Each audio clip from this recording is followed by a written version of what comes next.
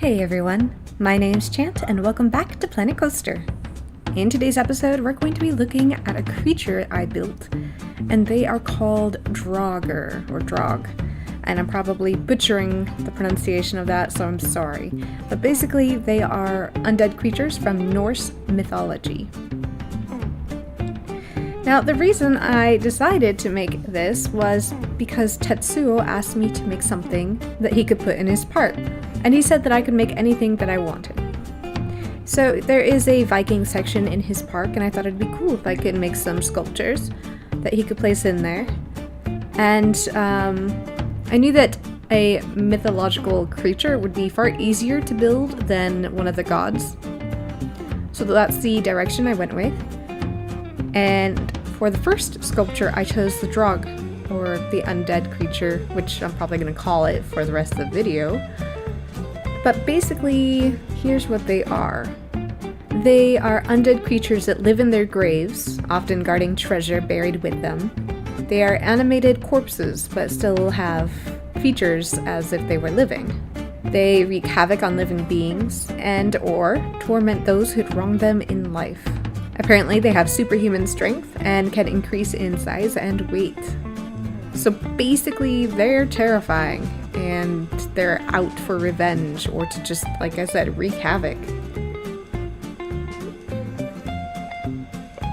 When I first started building one, it looked a little too cartoony because I used the pre-made temple face. So I decided to go with the skull and work with that. And with that single change, I could really feel the spirit of the undead creature I was trying to make. It was that first face that was kind of throwing me off. But I did end up putting him in some old armor. And I did try adding the rest of his body. I've got his ribs there, his shoulders, his arms, basically. Well, sort of. And then I tried adding legs, and that's where I got lost again. I thought that the legs, while probably proportionate, they made him look a little silly and really, really tall. I was trying to contain the size of my creation so that Tetsuo wouldn't have too much trouble placing it. And I don't know, it was ridiculously tall. I thought it would probably tower over everything in his park. I'm a little afraid that it'll already tower now that it's finished, but hopefully not. So in order to get away from the legs, I thought more about where this creature lived, and he lives in his grave. You'll see there, I kind of put him on top of a mound of dirt, and this is to represent him maybe crawling out from the earth, which is below him in that cave, where there's other skeletons, and you think eventually I put a little gem in there, because it says that they protect treasure. So yeah, the positioning of the skeleton and his action of kind of crawling out from the ground really helps sell that this is indeed the undead creature of Norse mythology.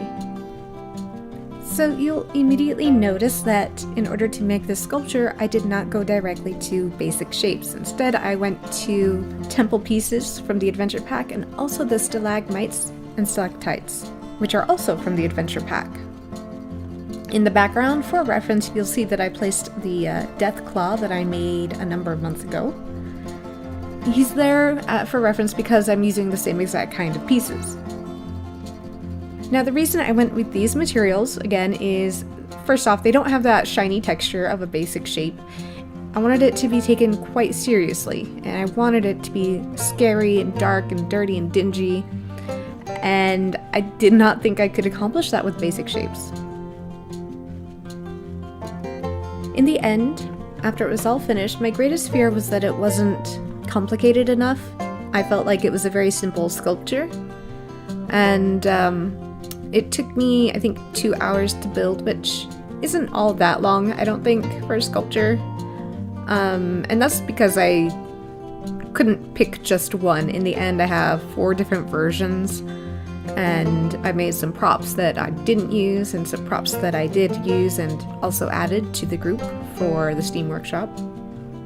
But it's his simple design and kind of the eerie way he leans over and kind of looks at you with this tilted head that I think sells it. I think that he does come off as spooky, which is good, because like I said earlier, his long legs and his goofy temple head, they weren't working for me.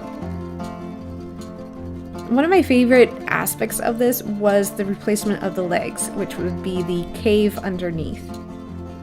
It allowed me to take half a sculpture of the undead creature and then a sculpture something else and really make it dynamic.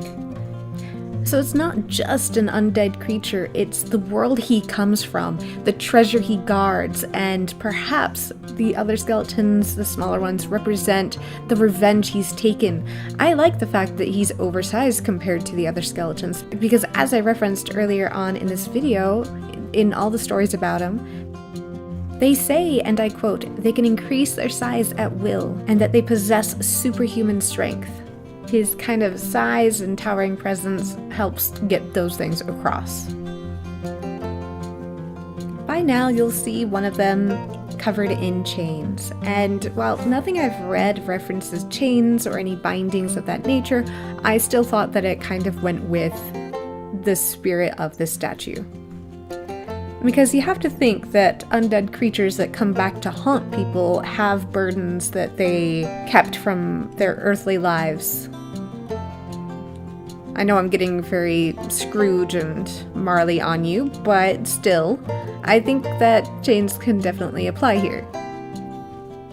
When placing the skeletons, they are already animated in the game, and I considered leaving them on, and so they can look like tormented souls, but in the end, I turned them all off so that they were static. It was more like a statue. I think it could have worked either way, but this way the focus is up at the top, and you're not looking at these skeletons that are moving.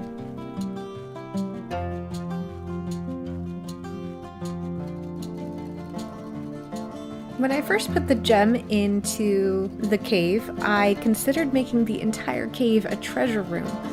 I think you'll probably see me messing around with one of the treasure chests and trying to make it so all the gold shows, but it felt like a little much, and I really wanted the cave to be simple. It's already kind of difficult to see into it. I don't think any of the little characters in the game will be able to actually see in it from their height. So I decided to go with a simple gem, and closer to the end you'll see that I place a little bit of fire in it so it kind of lights up and glows. There's a little bit of lava also at the base of the gem. And the lava or magma also goes with the sign I eventually make for these undead creatures. Right about now, I think you'll probably see that I'm making an axe, a Viking axe, and it was easy to put together, and I think it was kind of cool looking, but the size of it was way too big for the statue I made, so I kind of threw the axe out.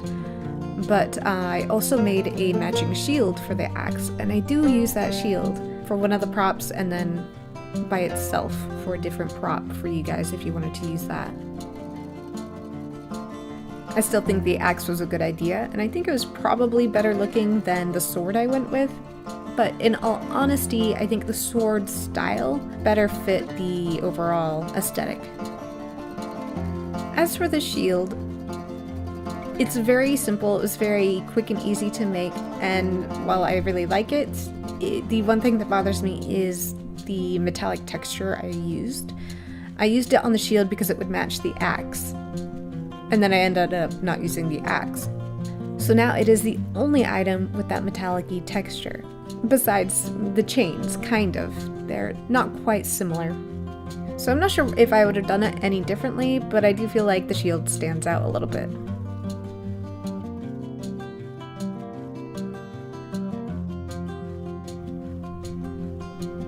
As for the construction of the sword, I was never really sold on it. However, the textures matched perfectly because I used the same kind of items that I used to make the original sculpture. And I actually also really like the silhouette of the sword. So in the end, I definitely stand by the choice of making the sword and keeping it. So at this point, with the sword almost complete and the sculpture pretty much done, except for some fine detailing, some lighting, and some smaller adjustments to make each sculpture different, as I did end up making 4 of them, you can really take a good look at it and see how it was done, right? The helmet, it wasn't that complicated. It's just a series of rotated items. The shoulder pads are literally one or two of the same items, slightly rotated. Also, the ribs, just duplicated items all the way down for the consistency that is the rib cage. And that pretty much sums up the top half, other than the skull, which is just one item. And this is why I said it's not a very complicated statue. But despite all that and the lack of more intricate details that I could have done, maybe I could have made the skull from scratch and the rest of his body, I don't know, I could have probably done more. But there's a charm about this one. So I don't regret the simple methods that I used in order to achieve the final product. In one of these sculptures that I create with the skeleton, I place candles kind of all over him, and I use the icing to kind of represent maybe the wax dripping off of him. And that's why I decided to go with more than just one or two sculptures. I ended up with 4, was because I'm not sure this would be everybody's cup of tea. I thought, some people might actually think it's snow dripping off, which is completely reasonable. It's almost the same color as white. But it is an effect that I wanted to try, at least. And I did, and I think I like it.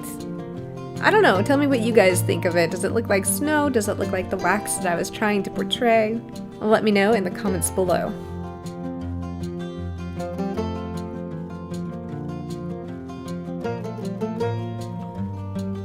Just as a side note, I did play around with putting headstones under the cave there.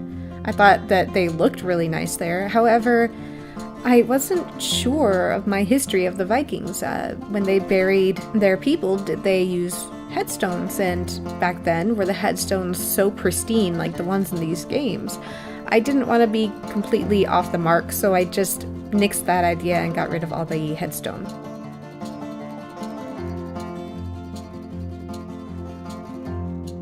When it came to lighting these sculptures, the candle one was pretty easy. I just added one extra light for the head to make sure that you could see that okay.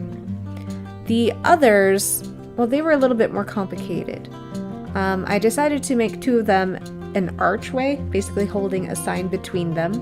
And then the last one I left without any candles. It should be an identical copy of the one with the candles. And I actually didn't light that one up at all, so that you guys could have an option to do that yourselves.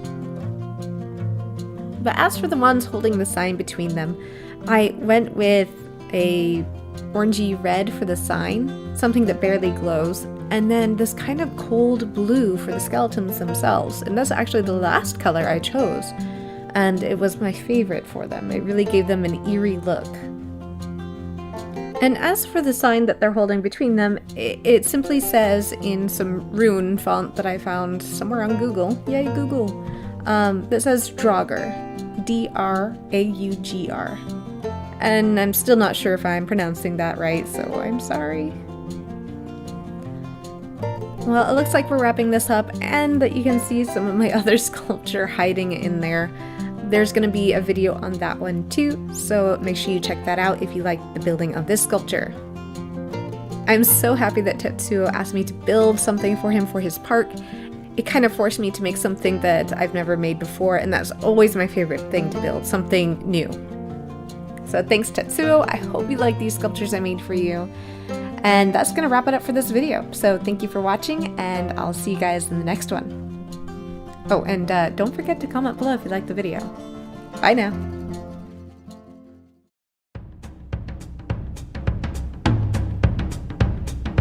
All